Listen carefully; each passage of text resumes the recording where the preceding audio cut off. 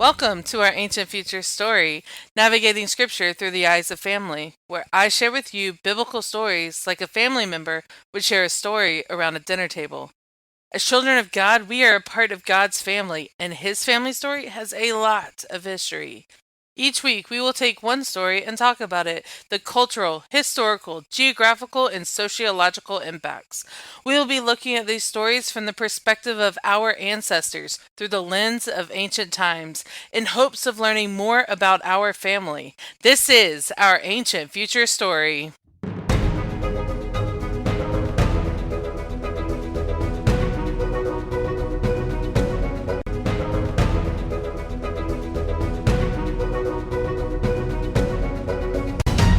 Welcome back to our Ancient Future Story. I'm Vic, and I am so excited that you are here. This is our second episode of So What, and today we are going to be diving into another aspect of the book of Ruth. Again, our point of So What is to remind us, why should we care? Why does this story matter to us?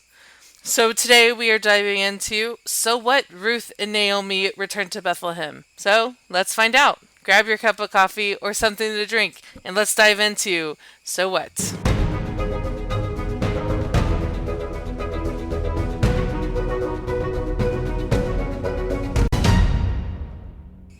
So what? Ruth and Naomi returned to Bethlehem. Their journey to Bethlehem was a treacherous one. Bethlehem is about 50 miles from Moab. To get there, one would have to travel down the plateau of Moab about 4,500 feet, hiking through the mountainous desert terrain, then cross the Jordan River down by the Dead Sea, and then make their way across the Judean foothills and then up another 3,800 feet to reach Bethlehem.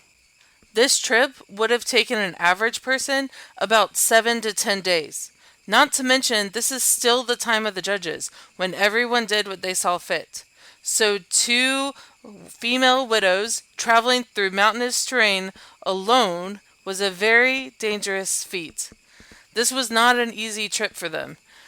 When they finally entered Bethlehem, they probably looked worn out, burdened, and exhausted. But Ruth was willing to make this trip because she loved Naomi. But why did they decide to go back to Bethlehem in the first place? Couldn't they continue to live in Moab? And it's a good question because Naomi had no family in Bethlehem except for Elimelech's extended family. But it is possible that she could no longer afford to live in Moab, especially while trying to support two young women herself.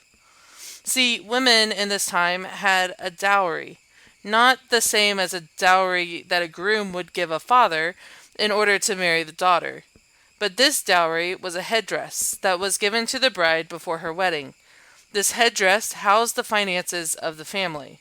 It also acted as a safety net in case a woman was widowed. The more coins a woman had on her dowry, the more wealthy the family. A woman's dowry was her most prized possession. So here's Naomi, who, as the matriarch of the family, is trying to support herself, Ruth, and Orpah with her dowry. So it is possible that she decided to move back to Bethlehem because the dowry had run out, and they literally had nothing to live on. Naomi's only hope was to move back to Bethlehem in hope that Elimelech's family would take care of her, which is why she urges Ruth and Orpah to return home. So why does this matter to us? Why do we care that they went to Bethlehem and not somewhere else? If you remember from our previous podcast, Bethlehem, or Bethlehem, means house of bread. And it's kind of neat to think that Jesus, who calls himself the bread of life, was born in the town of his ancestors, in the house of bread. Now, this is significant to us because this is hundreds of years before the prophets would say that the Messiah would be born in Bethlehem. So, much like the star prophecy that Balaam prophesied over Israel, God is laying the foundation for all the signs to point to his Son, Jesus Christ.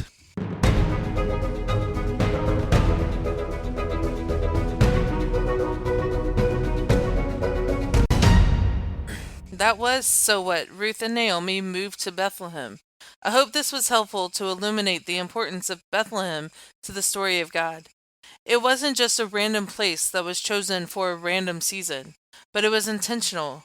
God's Son would enter the world through this very specific town to once again point to the lineage of David and ultimately the kingship of Jesus.